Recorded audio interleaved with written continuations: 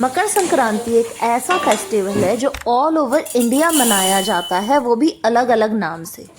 जहाँ गुजरात में उत्तरायण के नाम से फेमस है, तो वहीं आप साउथ में जाइए तो पोंगल, ओणम ऐसे फेमस हो जाता है। तो हमारे बिहार की तरफ में मकर संक्रांति पे हम जो हमारे कुल देवता होते हैं उन पे प्रसाद चढ़ाते हैं। उसमें अरवा चावल होता है, उड़द का दाल होता है और बहुत कुछ होता है। और उसी चावल को हम सामने खिचड़ी बनाते हैं। तो आज मैं मकर संक्रांति स्पेशल खिचड़ी बनाने वाली हूँ। उसके लिए मैंने ड्राई रोस्ट की थी मूंग की दाल, और उसके बाद ड्राई रोस्ट करके मैं उसे अच्छे से 2-3 पानी से वॉश करके उसको पानी में डाल दी हूँ, तब तक वो फूल जाए। और जब तक मेरी जो दाल है वो फूल रही है, तब तक मैं जो भी वेजिटेबल्स मुझे डालने हैं वो मैं क्यूब्स में कट करूँगी। बिल्कुल ऐसे ही बड़े बड़े क्यूब्स में होंगे तो आपको ज़्यादा, क्योंकि आप जितना पतला बनाओगे वो खिचड़ी में गल जाएगा। तो हम याद रखें कि हमें क्यूब्स बड़े बड़े। तो आप अपने पसंद के वेजिटेबल्स ले सकते हैं।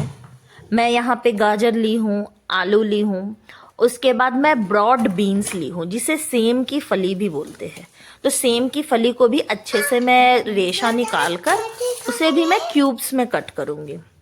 सेम की फली के बाद मैं फ्रेंच बीन ली हूँ जिसे बीन्स भी कहते हैं, और इसे मैं लंबी लंबी मतलब 1 इंच जितनी मैं इसे कट करूँगी।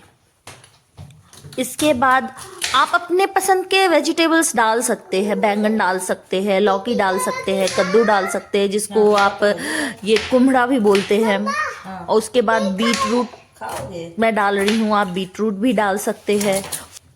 ऐसे तो मुझे खिचड़ी पसंद नहीं है, बट खिचड़ी को अगर अच्छी तरह से बनाया जाए पूरे वेजिटेबल्स डाल के तो उसे खाना सबको पसंद होता है। और मेरी ये जो खिचड़ी की रेसिपी है ये मेरे घर में फेवरेट है, क्योंकि मेरे घर में पर्सनली ना मुझे पसंद है ना मेरे घर वालों को पसंद है खिचड़ी, बट ये खिचड़ी सब खाना पसंद करते हैं। तो जितना भी आप डालोगे इसमें वेजिटेबल, उससे आपकी खिचड़ी की जो टेस्ट है वो इन्हांस होने वाली है।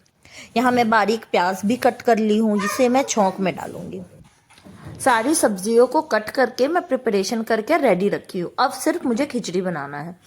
उसके लिए मैं प्रेशर कुकर लूँगी। ऐसे आप कढ़ाई में भी सब्जी बना सकते हैं, पर मैं ज़्यादा बर्तन धोना अवॉइड करती हूँ, इसलिए मैं चाहती हूँ कि कम से कम बर्तन में मेरी सारे खाना बन जाए। तो मैं प्रेशर कुकर में ही तेल गर्म की हूँ सरसों का। उसमें मैं तेज पत्ता, 1 सूखी मिर्च, ज़ीरा का छौंक दी हूँ। उसके बाद मैं उसमें 2 हरी मिर्च, ये हरी मिर्च आप अपने टेस्ट के अकॉर्डिंग भी डाल सकते हैं, और फिर अदरक लहसुन का पेस्ट मैं यहाँ पे उसे कूट के डाली हूँ, आप चाहे तो पेस्ट भी डाल सकते हैं। फिर इसमें मैं बारीक कटी हुई प्याज डालूंगी और उसे गोल्डन होने तक मैं फ्राई करूँगी। एक बार जब प्याज मेरी गोल्डन हो गई तो मैंने जितने भी सब्जी कट किए हैं वो सारे इसमें डाल दूंगी। हाँ, आप अगर फूल गोभी डाल रहे हैं तो फूल गोभी को इस स्टेज पे डालना अवॉइड करिए, क्योंकि वो गल जाता है। उसके बाद सारी सब्जियां डालकर मैं इसे 2 से 3 मिनट के लिए कवर करके कुक करूँगी। और 2 मिनट कुक करने के बाद मैं इसमें नमक, हल्दी, धनिया पाउडर, ज़ीरा पाउडर और सब्ज़ी मसाला डालकर इसे अच्छे से और 1 मिनट के लिए फ्राई करूँगी कवर करके। उसके बाद जब आप अपने प्रेशर कुकर के ढक्कन को खोलेंगे तो आप देखेंगे कि सब्ज़ी में से पानी रिलीज़ हो चुकी है। तो इस स्टेज पे मैं अब इसमें फूल गोभी डाल दूँगी। उसके बाद मैं इसे 1 मिनट के लिए खुले में ही पकाऊँगी। उसके बाद मैं इसमें अपनी दाल जो मैं रोस्ट करके उसे भिगोने के लिए रखी थी वो दाल ऐड करूँगी, और मैं चावल ऐड करूँगी। तो दाल मैं यहाँ पे 1 कप मेज़रमेंट के लिए ली हूँ। आप अपने फैमिली में आपके कितने मेंबर्स हैं फैमिली में, आप उसके अकॉर्डिंग भी दाल और चावल एडजस्ट कर सकते हैं। तो दाल चावल डालने के बाद मैं इसको मिक्स करने के बाद जितनी भी पर्याप्त मात्रा में क्वांटिटी में मेरे को पानी चाहिए वो मैं इसमें डालूंगी। तो पानी ज़्यादा डालिएगा, कम मत डालिएगा। कम डालने से सब्ज़ी और चावल नीचे से पकड़ लेगी और वो जल जा सकती है। तो आप इसमें पानी डालें, और क्योंकि मुझे चोखा भी बनाना है तो मैं इसमें ही अपना आलू को साफ़ करके डाल दी हूँ, ताकि प्रेशर कुकर में मेरा आलू भी पक जाए। और 7-8 सीटी के बाद मैं चेक करूँगी कि मेरी खिचड़ी बनके अब रेडी हो गई है। तो अब मैं प्रेशर कुकर ओपन करूँगी तो आप देख सकते हैं मेरी खिचड़ी पूरी तरह से पक गई है। तो खिचड़ी बनके मेरी रेडी है। तो मैं खिचड़ी में से सेपरेट कर लूँगी जो आलू मैं रखी थी चोखा बनाने के लिए। तो खिचड़ी में से मैं जब आलू सेपरेट कर ली तो अब मैं इसमें डालूँगी घी। घी आप अपने अकॉर्डिंग डाल सकते हैं। मैं यहाँ पे 1 चम्मच घी डालूँगी।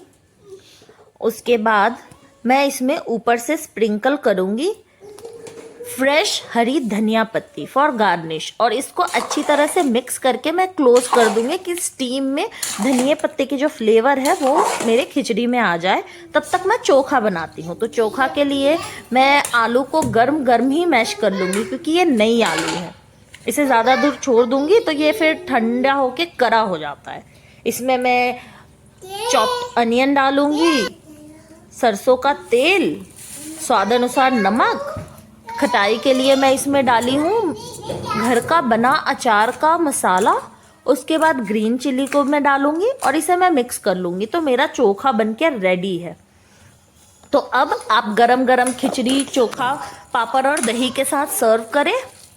तो ये मकर संक्रांति स्पेशल खिचड़ी चोखा आप अपने घर में ज़रूर ट्राई करें और मुझे कमेंट सेक्शन में बताएं कि आपके स्टेट में मकर संक्रांति कैसे मनाते हैं और क्या क्या डिश है जो आप लोग बनाना चाहते हैं। तो मेरी तो यहाँ पे खिचड़ी रेडी हो गई है मकर संक्रांति स्पेशल। तो इसे मैं अब सर्व करूँगी गर्मा गर्म खिचड़ी। इसको मैं दही, चटनी, पापड़, अचार और चोखा के साथ गर्मा गर्म सर्व करूँगी और ठंड के मौसम में मैं एंजॉय करने वाली हूँ। तो प्लीज़ मेरे चैनल को लाइक, शेयर एंड सब्सक्राइब करें और ये डिश बनाएं, ट्राई करें और मुझे ज़रूर बताएं कि आपको ये खिचड़ी कैसी लगी। Thank you for staying tuned.